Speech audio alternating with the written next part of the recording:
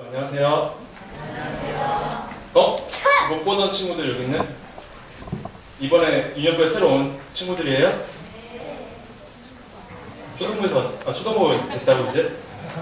네, 벌써부터 유년부를 버리고 있는 초등부가 됐다고 이야기는 새 친구들 만나기 위해서 너무 반갑습니다. 여러분 이게 뭘까요, 여러분? 일기장. 이거는요, 전도사님이 초등학교 3학년 때 썼던 일기장이에요. 보여달라고요? 일기장을 함부로 보여주는 게 아니에요.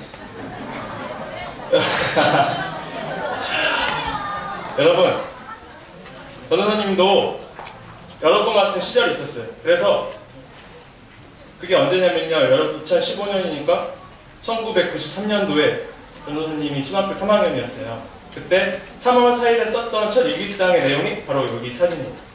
글씨가 잘 안 보이니까 한번 읽어드릴게요. 새학년을 시작하면서 새학년이 되었다. 친구, 교실, 선생님이 바뀌었다. 나는 4층 2반 교실이 됐다. 선생님은 1학년 때 담임선생님이었던 구기전 선생님이 되었다. 너무 기뻤다. 유치원 때 친구였던 아이들도 만났다. 모두 같은 반이 된 것이다. 그런데 유한별이란 친구만 못 만났다. 나는 교실과 친구와 선생님이 마음에 들었다. 친구들의 이야기를 들어보니 친구들은 서로 만나서 태권도에 다닌다고들 한다. 나도 어머니에게 태권도 다니게 해달라고 조르겠다. 내일은 더욱 공부를 잘해야지. 벌써 초등학교 때부터 이렇게 공부 열심히 하려는 마음이 있었어요. 이 아래 보니까 오늘의 중요한 일, 새학년이 된 일, 유년부에서 올라온 친구들처럼 새학년 된 게 이날 가장 중요한 일이었어요. 그리고 오늘의 반성, 성준이와 싸운 일. 황성준 목사님이 아니에요. 성준이의 친구였던 성준이와 싸웠어요. 그리고 오늘의 착한 일, 업승. 내일 할 일, 미술. 전도사님 기억 속에는 어렸을 때 굉장히 착한 아이라고 생각했었는데 오늘 일기를 보니까 성준이와 싸우고 착한 일을 한 건 없네요. 여러분, 이 새로운 환경 속에 여러분 새 학기가 이제 시작됐죠. 오늘 말씀에 있는 요셉도 새로운 환경 속에 있어요. 여러분 혹시 요셉이 누군지 아는 친구 있어요? 요셉? 요셉 아는 친구 생각보다 많진 않네요. 제가 요셉이 누군지 간단하게 설명해 줄게요. 요셉은 약간은 밉상인 친구였어요. 아버지가 많은 형제 중에 요셉만 좋아해서 요셉에게 색동옷을 입혀줬어요. 그 색동옷은 요새로 치면은 비싼 브랜드 메이커의 옷이에요. 여러분의 형제 자매가 있는데 한 명한테만 엄마가 좋은 옷 계속 사줘요. 입혀줘요. 그럼 여러분 기분이 어떻겠어요? 나쁘죠? 게다가 이 동생이 내가 뭐 잘못할 때마다 엄마한테 가서 일러요. 엄마 아까 언니가 공부 안 하고 몰래 게임하던데? 이렇게 고자질.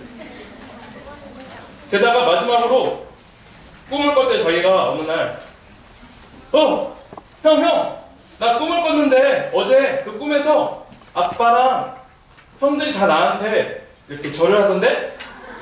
이런 동생이 있다고 생각해봐요. 여러분 기분이 어떻겠어요? 기분 나쁘죠. 요셉의 형들도 기분이 나빴어요. 그래서 하루는 요셉의 형들이 이렇게 앉아서 양을 치고 이렇게 있는데 갑자기 저기 멀리서 요셉이 오는 게 보였어요.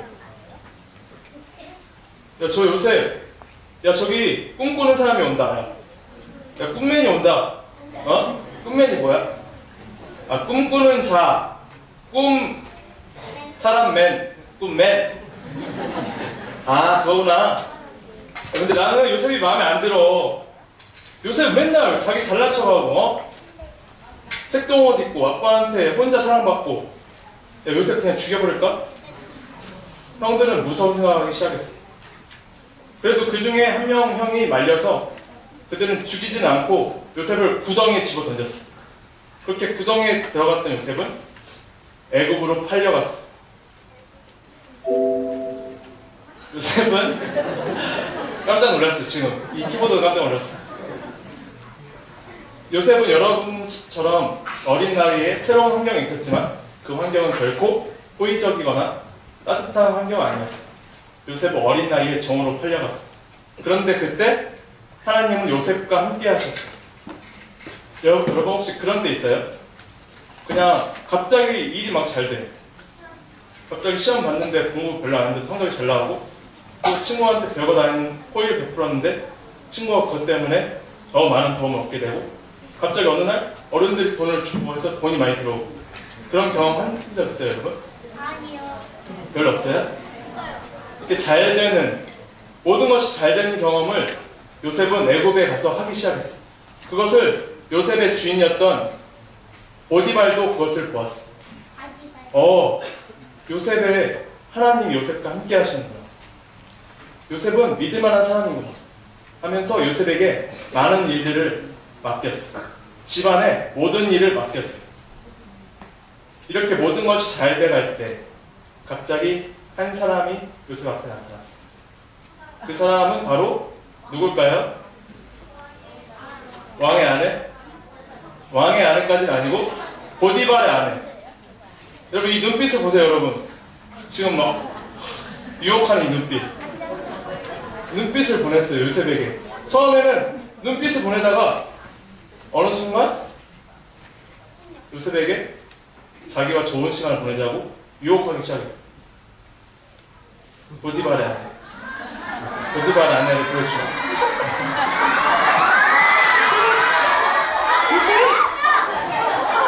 자기 너무 잘생겼다. 좋은 시간 보내자. 이렇게 요셉에게 유혹하기 시작했어요. 여러분, 네? 아까 일본에서 어떤 친구가 보디바라 아내가 수염난 여자인지 처음 알았대요. 이건 헤아나지 마시고. 그렇게 모든 것이 잘 되고 하나님이 함께 하시던 요셉에게 유혹이 찾아오기 시작했어요.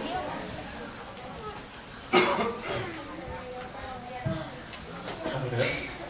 이 유혹은요, 요셉에게는 보디바라 아내의 유혹이었지만 우리 각자에게는 다른 형태로 유혹이 찾아올 수 있어요.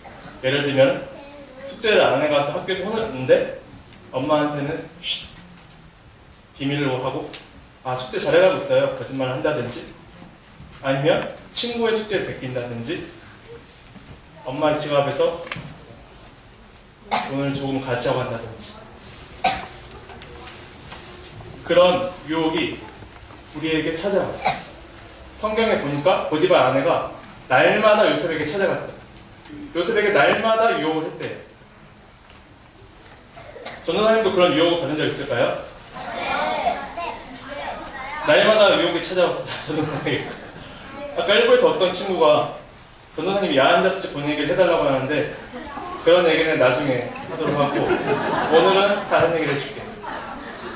전도사님이 대학교를 포항에서 다녔어요. 근데 포항에서 대학교를 다닐 때 여러분 초등부 계시죠? 이게 많은 선생님들 계시죠? 전도사님은 중등부에서 찬양을 하는 선생님이었어요. 그래서 찬양하세 이렇게 찬양도 하고 손을 높이 들고 주를 찬양 잘하죠? 이렇게 찬양 선생님이었어요. 그런데 시험이 있으니까 월요일날 시험이 있었어요. 그러다 보니까 마음이 급해지기 시작했어요. 공부를 많이 못했는데 이거 벼락치기 해야 되는데 이거 시간이 너무 없네. 벼락치기요? 곧 알게 될 거예요. 학교에 가면은 시험을 보는데 공부를 많이 못해가면은 전날 밤을 새가면서 막 하는 게 벼락치기인데 벼락치기를 하게 됐어요. 해야 되는 상황이었어요. 근데 아무리 시간을 계산해봐도 아침 9시에 중등부 예배 드리고 11시 반에 본당 예배 드리고 1시에 청년부 예배를 드리면은 시간이 너무 부족한데 어쩔 수 없다. 중등부 예배를 빠져야 되나 하는 유혹이 찾아오기 시작했어요. 그래서 그 전날 밤에 중등부 전도사님한테 문자를 보냈어요. 전도사님, 저 내일 하루만 예배를 빠져야 될 것 같아요. 저 대신 할 수 있는 다른 선생님을 맡겨놓고 보내드릴게요. 문자를 보냈더니 전도사님한테 답장이 왔어요. 원전 선생님, 그렇게 하세요. 라고 말하고 싶지만 우리 아이들도 시험때가 되면은 많이 빠집니다.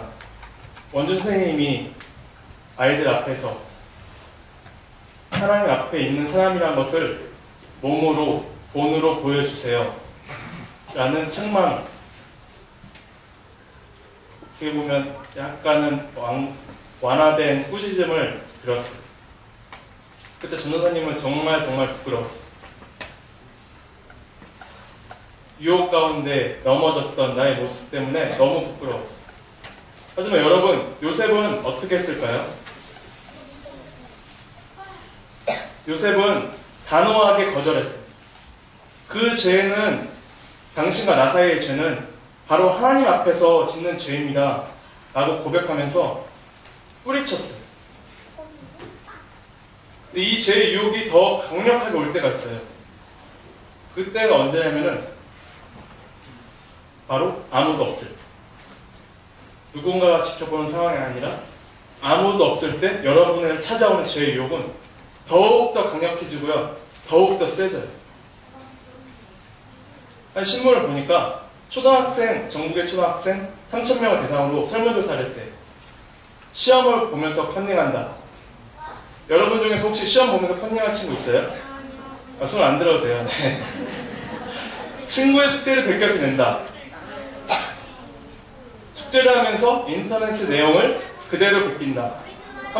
좀 베껴본 친구.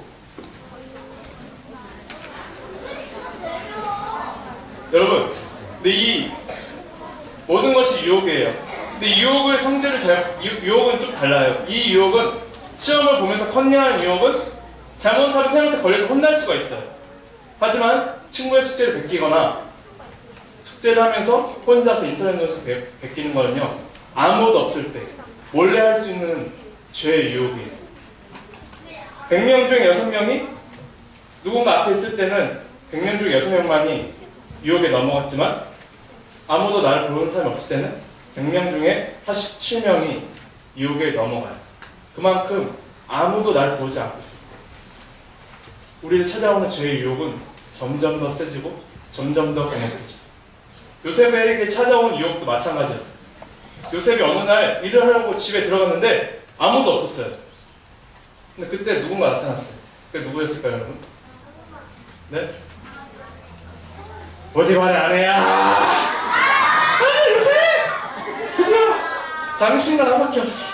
자, 나와 좋은 시간 보내자. 아무도 없을 때 머리를 귀를 쓸어 넘기면서 요셉을 유혹하는 더 강력한 유혹이 찾아왔어요. 여러분 시험 났다고요? 여러분 이때 요셉은 어떻게 했을까요? 여러분 머리가 요셉은요 여러분 옷을 집어 던졌어요. 자기를 잡는 옷을 집어 던지고 뛰쳐나갔어요. 요셉에게는 그런 생각이 있었어요.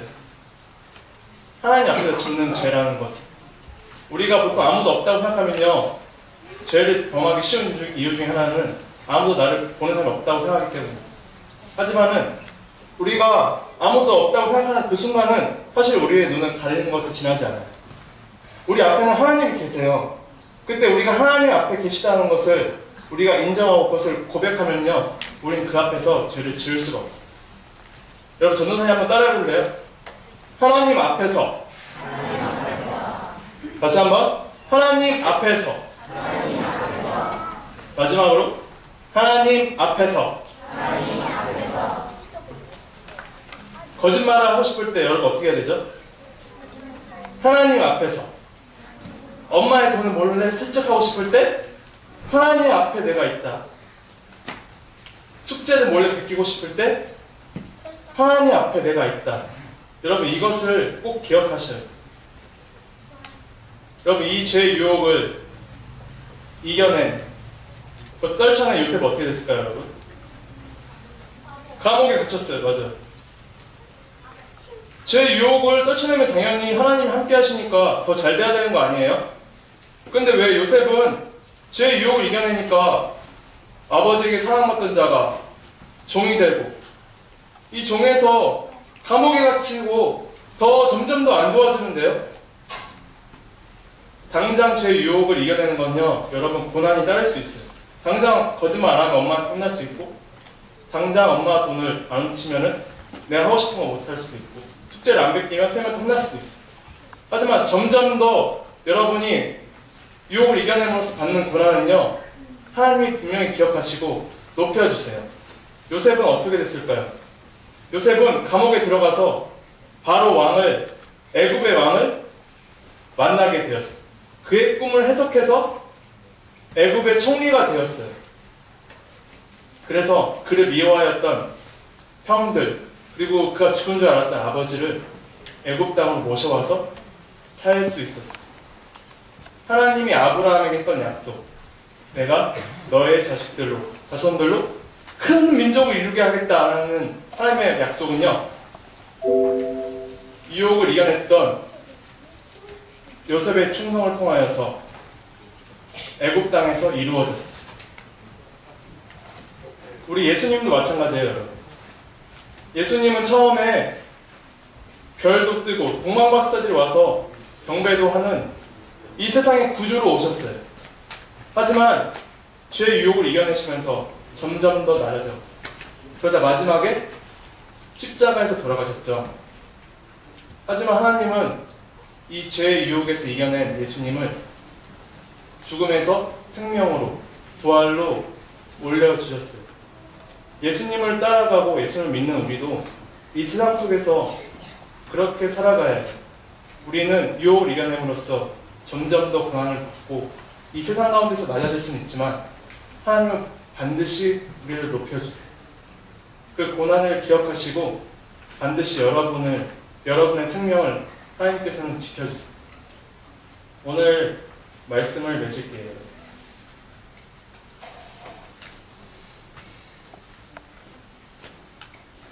성경 속에서는요, 모든 사람이 유혹을 이겨낸 건 아니에요. 어떤 사람은 유혹에 넘어간 사람도 있어요. 여러분 혹시 다윗왕 아세요? 네. 다윗왕이 유혹을 받았을 때 그 유혹을 이겨냈어요?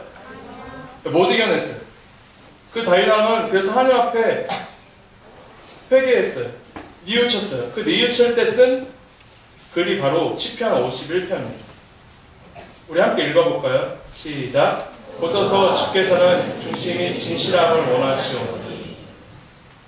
다윗왕은 하나님은 항상 힘줬지만요, 하지만 그 유혹에 넘어간 다윗왕, 유혹 가운데에서 하나님 앞에 있다는 것을 잃어버린 다윗왕은 사실은 뒤가 썩은 사과나 마찬가지였어요. 하나님은 유혹 앞에서 결단하지 못하고 하나님 앞에 있다는 것을 잊고 그 중심이 썩어 들어간 다윗을 책망하시고 회개하길 원하셨어요. 네, 끝나고 드릴게요. 사과를 달라는 친구가 있어서 썩었어요, 여러분. 진짜 여러분